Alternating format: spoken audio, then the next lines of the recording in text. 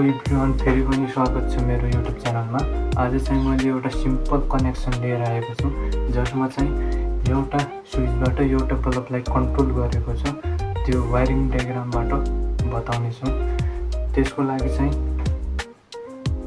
मेटेरियलहरु single pole MCB, one way switch, holder, bulb, pipe, cable, screw यति material भयो भने हुन्छ।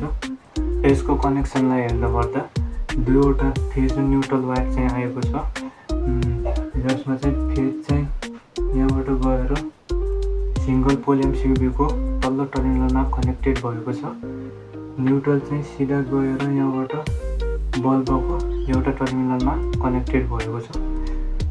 सिंगल पोल एमसीबी को मल्लो टर्मिनललाई सिधै स्विचको तल्लो टर्मिनलमा कनेक्टेड गरिदिएको छ भने माथिल्लो टर्मिनल चाहिँ सिधै बल्बमा कनेक्टेड गरिदिएको छ।